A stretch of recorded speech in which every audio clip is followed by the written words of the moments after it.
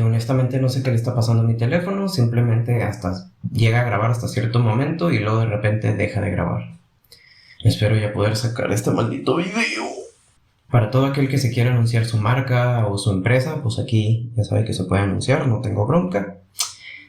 El día que se me caiga el cabello van a tener más espacio, así que yo les aviso. Hola, ¿qué tal? Mi nombre es Benjamín Ortiz, soy estudiante de nutrición de la escuela de UABC. Ya puedo decir esto fluido ya que he repetido como 5 veces este video. En esta serie de videos de comida con propósitos ahora le toca a los carbohidratos. Con esto pienso ayudarte en saber cómo funciona, para qué sirve, si es bueno o malo cierta cosa y desmentir algunos mitos. Así que sin más, vamos a empezar. En generalidades, básicamente podemos destacar que los carbohidratos son uno de los 3 macronutrientes principales para la correcta función del cuerpo: proteínas, carbohidratos, lípidos o grasas. Todos los alimentos tienen en mayor o menor medida estos 3 macronutrientes. De hecho, algunos grupos selectos de alimentos pueden llegar a tener solo uno o solo 2. Muchas veces la fuente de estos macronutrientes también viene consigo micronutrientes, como por ejemplo la vitamina C en, por ejemplo, cítricos y por ejemplo hierro en leguminosas. 1 gramo de carbohidrato equivale a 4 calorías y 100 gramos de carbohidratos no es lo mismo a 100 gramos de papa o 100 gramos de arroz. 100 gramos de papa o arroz va más o menos a aportar de 26 a 29 gramos de carbohidratos. Los lácteos son una rica fuente de carbohidratos y de proteínas, y a su vez algunos fermentados pueden, como por ejemplo pueden llegar a ser el yogur, el kefir, algunos quesos o algunos lácteos fermentados. Puede llegar a mejorar la microbiota intestinal. Ahora, algunas fuentes de carbohidratos también son ricos en fibra, que no solo no nos ayuda a poder ir al baño a gusto, sino también ayuda a la microbiota intestinal. La microbiota intestinal básicamente son bacterias que viven en nuestros intestinos y se considera como otro órgano endocrino. Ahora, el principal propósito de los carbohidratos básicamente es ser tu principal fuente de energía, ya que estos tienen una digestión, una absorción y una utilización mucho más rápida que puede llegar a tener el de las proteínas o el de los lípidos. Ahora, los carbohidratos en sí no son malos. 300 gramos de carbohidratos, según tu contexto, va a ser diferente para un deportista de alto rendimiento, un albañil, un oficinista, un estudiante o una persona sedentaria o una persona que solo hace deporte de forma ocasional. También hay 2 tipos de carbohidratos, se le llaman carbohidratos complejos y carbohidratos simples. No es lo mismo que de esos 300 gramos, 200 gramos sean simples y 100 sean complejos, a que 270 sean complejos y 30 sean simples. Se le llaman carbohidratos simples a aquellos que son de más rápida absorción y se puede ver en los picos de glucosa en sangre. Es decir, tú ingieres algún carbohidrato que sea de rápida absorción y vas a ver, si te chequeas la glucosa en sangre, vas a ver cómo va subiendo rápido básicamente la glucosa. Ahora, con los carbohidratos complejos, este sube mucho más lento a través del tiempo. Por aquí voy a dejar alguna imagen como referencia. Los carbohidratos básicamente son como el flujo del dinero. Puedes consumir lo que puedes gastar. Ahora, ¿cuánta cantidad de carbohidratos necesito consumir? Las instituciones de salud normalmente ponen del 45 al 60% de tus calorías totales. Aunque en mi opinión personal yo siempre creo que deberíamos de optar por un punto medio abajo para darle más cabida a las grasas monoinsaturadas y poliinsaturadas, ya que estos tienen otras propiedades como antioxidantes. Después vamos a ver qué son los antioxidantes. Algunas fuentes de carbohidratos, como las frutas, contienen antioxidantes. Los antioxidantes son moléculas que interfieren o ralentizan el proceso de oxidación de otras moléculas. También ayuda con algo llamado radicales libres, que son moléculas que se producen naturalmente en nuestro cuerpo. Pero en la sobreproducción de radicales libres, estas pueden llegar a alterar el material genético de nuestras células, y esto está relacionado al cáncer. Por lo tanto, los antioxidantes ayudan con los radicales libres. Los radicales libres en su sobreproducción está asociada con el cáncer. Ahora, ¿los carbohidratos son peligrosos? Otro baite, rómpame otro mito de mierda. Ese mito es pensar que las frutas son saludables, porque en realidad las frutas son una mierda. La fructosa tu cuerpo no la usa como energía, necesita convertirla en glucosa, pero parte de ella se convierte en ácido úrico y parte de ella se convierte en triglicéridos. Al final terminas con hígado graso y con ácido úrico alto, todo porque decidiste comer fruta. Yo lo que no consumo son carbohidratos de mierda, o sea, yo nunca consumo frutas, eso sí les digo, ni este arroz, ni plátano de esto, ni este pan, ni este postre, ni esto, no, yo no consumo carbohidratos de mierda.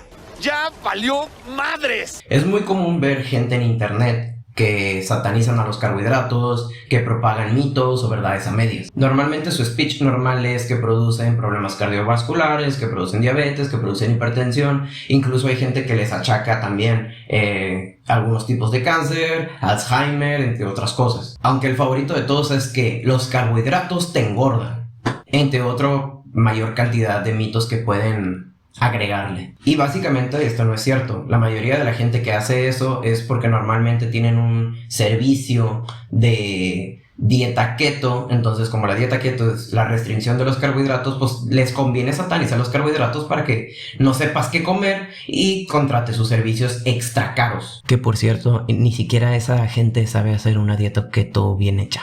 Así que ni eso saben hacer. Podemos abordarlo de dos formas, de la lógica o de la científica. En la lógica, principalmente, si compramos productos que están llenos de azúcar, el azúcar lo que va a hacer es que en muy poca cantidad haya mucha energía. Por lo tanto, va a ser muy fácil que te hagas un superávit calórico o que tengas un excedente calórico proveniendo de los carbohidratos. A esto agrégale que el azúcar es un carbohidrato simple, por lo tanto se absorbe rápido y en mucha cantidad, pues vas a tener un pico de insulina, un pico de glucosa muy alto. Por lo tanto, el problema no es tanto el carbohidrato, sino la dosis. Los segundos son que alimentos que le atribuimos que son ricos en carbohidratos usualmente vienen acompañados con grasas. Podría ser la pizza, la hamburguesa, los hot dogs, las papas fritas principalmente, donde no solo es el carbohidrato solo, sino que también viene con grasa. 1 gramo de carbohidrato te da 4 calorías, pero 1 gramo de grasa te da 9 calorías. Por lo tanto, es más sencillo tener un excedente calórico proveniente de las grasas que de los carbohidratos. Ahora, si a esto le agregamos que, por ejemplo, a las papas fritas lo que haces es ahogarlas en aceite, básicamente te estás consumiendo la mayor cantidad de calorías proveniente de las grasas, no tanto de los carbohidratos. Ahora, de la forma científica, no hay evidencia contundente que relacione los carbohidratos como algo directo a estos problemas, como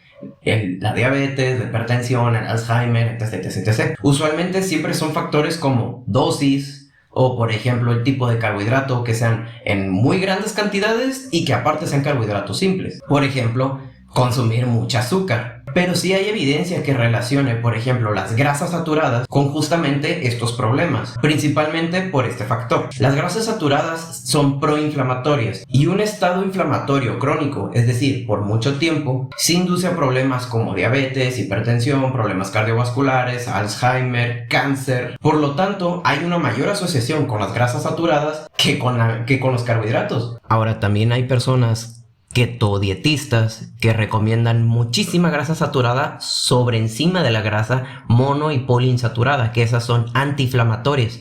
Es decir, lo están haciendo al revés. Les digo que ni siquiera eso saben hacer bien. Ahora, los carbohidratos y los diabéticos. Es muy común ver cómo algunos médicos ya muy viejitos satanizan mucho los carbohidratos para los diabéticos. Básicamente les hacen creer que los carbohidratos va a ser un gusto culposo por toda su vida y que va a ser algo que van a tener que cuidar demasiado minuciosamente todo el tiempo y que ya no van a poder comer pasteles, ni galletas, ni nieve, ni todo eso. Hacer eso solo vas a incrementar el problema porque vas a hacer que la persona se sienta mal por comer esos alimentos. O peor, que diga, pues la chingada nos trajo y la chingada nos va a llevar, entonces vamos a comer bien. El problema de las personas con resistencia a la insulina o personas que tienen diabetes no radica solamente en los carbohidratos, radica en sus hábitos, el sedentarismo, los malos hábitos alimenticios, entre otros factores. Si tú eres diabético, hazle caso a tu médico. Tómate tu medicamento, tu insulina, con la dosis que dice, en la frecuencia que dice. Hazle caso a tu médico, pero necesitas ir con un nutriólogo no solo que te diga qué comer y qué no, sino que te capacite y para que puedas tener una mejor relación con tu comida. Todas las personas que tienen alguna meta física o alguna meta de salud relacionado con la comida va a tener dos procesos. A lo que yo le llamo la etapa de comida con propósito, que es básicamente toda la planeación de tu comida orientada hacia una meta, y luego la parte de disfrute, de placer. En el caso tuyo, que serías diabético, tu comida con propósito sería, por ejemplo, tal vez bajar la cantidad de glucosa en sangre o la hemoglobina glucosilada.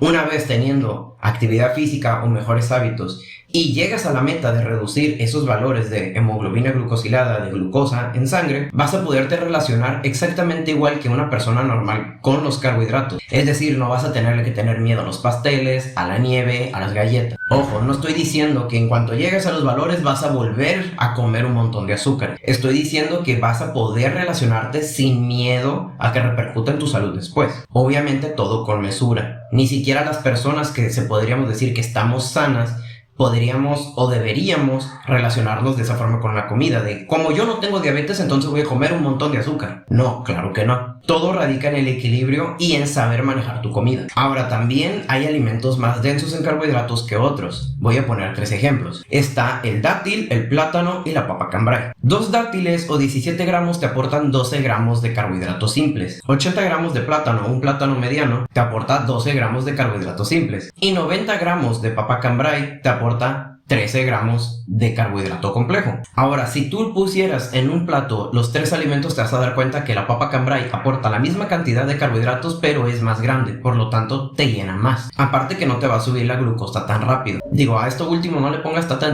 atención, solo quédate con la cantidad de carbohidratos que necesitas comer y no va a haber tanto problema. Entonces, gracias a eso vas a poder tener una mejor selección de alimentos. Vas a decir, bueno, pues no me conviene comerme mis carbohidratos en 2 dátiles ahí bien chiquillos y al rato no me voy a sentir satisfecho y no lo habré disfrutado. Entonces ahí es donde vas a comer con propósito y después vas a poder disfrutar de algunos carbohidratos por mero placer.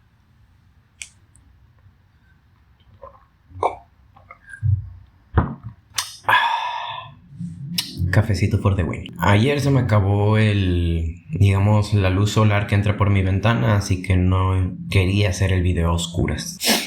Bueno, pues nos quedamos en la parte de edulcorantes. La principal razón por la cual pongo los edulcorantes en la parte de los carbohidratos es porque tienen, digamos que una utilidad similar. Normalmente cuando pensamos en carbohidratos estamos normalmente pensando en azúcares o en cosas dulces, y los edulcorantes tienen la propiedad de tener la sensación o el sabor dulce y no tener calorías. Y ojo, hay edulcorantes calóricos y edulcorantes no calóricos, es decir, que aportan energía y los que no aportan energía. Básicamente yo siempre recomiendo que se use mayormente los que no te van a aportar calorías, principalmente pues por lo que acabo de decir. Tienes el sabor dulce sin la necesidad de que te engorde como lo quieras ver. Y a ver, es muy común escuchar que si es un producto químico es sinónimo de malo o es sinónimo de enfermedad o algo por el estilo. Y no necesariamente. No todo lo natural tiene que ser beneficio o tiene que ser, digamos, bueno, y no todo lo químico tiene que ser malo. Aquí volvemos al punto de que todo radica en las dosis. A continuación te voy a dejar aquí un cuadrito donde vas a poder ver la recomendación de algunos edulcorantes en una recomendación sana según la FDA. La FDA básicamente es la Food and Drug Administration. Me sentí bien gringo diciendo eso. Y yo me voy a enfocar precisamente en el que está hasta abajo, que es básicamente la stevia. Como podrán ver en la tabla, la stevia dice que se puede ingerir 4 miligramos por kilogramo de peso. Ojo, si tú tienes sobrepeso o tienes obesidad, pues no aplica, porque entonces tendrías cantidades muy grandes y realmente no es un peso real, es tejido adiposo sobrante. Podemos ver que con una persona en promedio de 70 kilos puede llegar a consumir de 2 a 3 sobres. Y realmente no se necesitan tantos edulcorantes en el día. Con un sobre puedes endulzar un café de 500 mililitros o medio litro, y si le echas leche pues vas a ver más dulce. Como disclaimer, no es recomendable usar edulcorantes en niños, principalmente porque la AAP o la American Academy of Pediatrics no lo suele recomendar, o más dicho, no lo recomienda, porque puedes volver adicto al azúcar a los niños. Entonces, esta sería una de las principales razones por la cual no se recomienda en niños, aparte de otras cuestiones. Y a ver, aquí quiero tocar 2 puntos. El primero es, ¿realmente los edulcorantes alteran la microbiota intestinal? Normalmente las personas que defienden este punto suelen mostrar evidencia científica de muy baja jerarquía. Principalmente son o estudios observacionales, que para la gente que sí fue a la escuela y sí tomo metodología de la investigación. Los estudios observacionales simplemente apuntan a una correlación, pero no apuntan a una causalidad. Es decir, no es lo mismo tener la sospecha de algo a estar seguro de algo. Y los ensayos clínicos normalmente son en animales, principalmente ratones. Ok, una disculpa. Básicamente me acabo de dar cuenta cuando estaba editando el video que di los datos mal porque hice las cuentas apresuradas. Pero aquí les dejo las cuentas verdaderas con imágenes y letras en su pantalla. Siguiendo la lógica de que solo podemos consumir 4 miligramos por kilogramo de peso, eso significa que podríamos consumir 280 miligramos de stevia. Y estamos hablando de la stevia planta, no estamos hablando de derivados de la stevia. Yo utilizo un producto que se llama Svetia, que tiene extracto de stevia, no es stevia. Básicamente usa los glucósidos de steviol. Entonces, aparte que no estamos utilizando el producto natural stevia como tal, sino un derivado de, tampoco estamos consumiéndolo al 100%. Por ejemplo, cada sobre tiene 1 gramo y no es el 100%. Lo que básicamente significa que necesitamos 4 sobres para llegar a la recomendación máxima de stevia al día. Y solo necesitamos de 2 a 3 al día. Así que si al menos de que seas un ratón, pues no tendrías de qué preocuparte. Aparte que también los estudios en ratones son de muy baja jerarquía en evidencia científica. De hecho, están en la base de la pirámide, que es lo más bajo. Está junto con los estudios in vitro y en levaduras, es decir, en células y levaduras. Y también está junto con la opinión de expertos. Es decir, el médico de una institución, aunque sea prestigiosa, de un hospital, supongamos, no es de alta relevancia. Puede formar una hipótesis donde se puede hacer, por ejemplo, diferentes tipos de estudio y poder explorar lo que él dice, pero no es una ley. El segundo punto que quiero tomar es: el aspartame o aspartame produce cáncer. Hace no mucho la OMS había declarado que habían puesto al aspartame como un posible producto que generará cáncer, según la IARC, que es la Agencia Internacional de Investigación del Cáncer. Básicamente se enfocan en investigar qué da cáncer, qué no da cáncer. Y el problema es que muchos influencers y muchos nutriólogos o influencers que se creen nutriólogos, porque desde lo que llegaron los edulcorantes al mundo, quiero decirte, aumentó la enfermedad, aumentó el infarto, aumentó el cáncer, aumentó la enfermedad intestinal.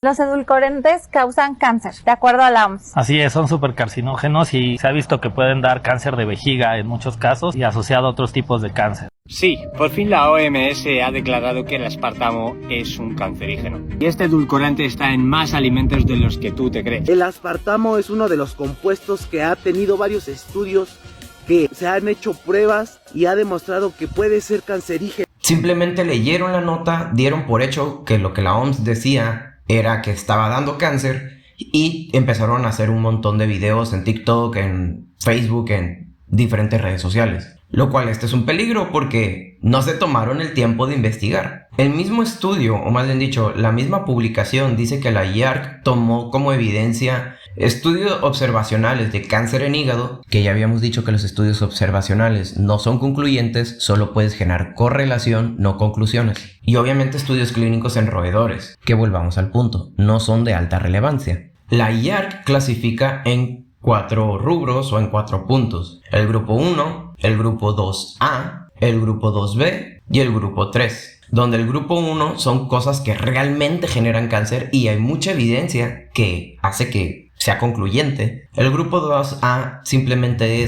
hay suficiente evidencia, pero no es concluyente. Probablemente sea cancerígeno. Es decir, hay mucha evidencia no concluyente. No te está asegurando que el grupo 2A genere cáncer. El grupo 2B no hay suficiente evidencia y aparte esa poquita evidencia no es concluyente. Entonces lo dejan en un rubro igual que en el 2, pero por eso le pusieron el B. Es decir, puede que genere cáncer, pero ni hay mucha evidencia y la evidencia que hay no es concluyente. No podemos sacar conclusiones de esa poquita evidencia. Y el grupo 3 es no clasificable o no hay suficiente evidencia y probablemente no genere cáncer. Ahora, si se dan cuenta, de los 4 puntos está casi en el más bajo, donde no hay suficiente evidencia y la poca evidencia que hay no es concluyente. De hecho, no entiendo el punto de satanizar el aspartame o los edulcorantes en sí como productores de cáncer, siento que están en lo más bajo de lo que probablemente genere cáncer. Hay cosas que están mucho más demostradas que puede generar cáncer, como el alcohol, el tabaquismo, la exposición a los rayos del sol y los productos sobreprocesados. Y yo no estoy viendo que satanicen a esos alimentos, a los sobreprocesados hablando. Tampoco miro que te preocupes por dejar de tomar alcohol y tampoco miro que te preocupes por dejar de fumar. ¿Ya me explico? Entonces tú también tienes que poner en una balanza. Aparte que incluso si estuvieran en el mismo grupo, no es lo mismo el tabaquismo que los sobreprocesados. Según la IARC, tendrías que estar consumiendo aproximadamente 50 gramos por 5 años todos los días de, por ejemplo, jamón serrano o algún producto sobreprocesado. En este caso estoy poniendo el jamón serrano, para que sea equivalente igual a una cajetilla de cigarros. Si me explico, uno lo puedes hacer en un día y da el mismo impacto de lo que en el otro puedes hacer en 5 años. Y claramente esto se va reduciendo conforme vas consumiendo más. No conozco a alguien que solo coma 50 gramos de jamón serrano. Así que realmente no hay de qué preocuparnos. Incluso si esto fuera un poquito más concluyente, o si tienes las sospechas, o más bien dicho, si tienes las dudas de que realmente podría llegar a ser cancerígeno, todo está en la dosis. Tendrías que consumirlo todos los días para que realmente sea algo nocivo. Tampoco está bien tomar todos los días una Coca Light o una Coca Cero de 2 litros. Así que básicamente todo se modera en dosis. Vuelvo al punto, la dosis es lo malo, los alimentos no son malos. Si tú eres como yo, que también utiliza la stevia para su café, ¿ya tomaste café? entonces con que tengas 2 sobrecitos al día no debería haber gran problema. Si tienes buenos hábitos para mantener tu microbiota intestinal sana, consumir probióticos, alimentos fermentados como algunos lácteos o como el yogur, como el kefir, o incluso si comes fibra, hablando no de fibra como suplemento, sino en tu dieta tienes una buena base de fibra, en los cereales integrales, por ejemplo, entonces no hay de qué preocuparse sobre alterar la microbiota intestinal. Estás en las dosis seguras y aparte tienes un buen hábito para tu microbiota. Bueno, esto fue todo por el día de hoy, espero que les haya gustado. Si fue así, pues denle manita arriba, pónganme en los comentarios si tienen alguna duda. Si creo que tu comentario amerita todo un video, probablemente te mencione en el siguiente video. A mí me ayudarías mucho compartiendo esta información y nos vemos en la próxima. Hasta luego.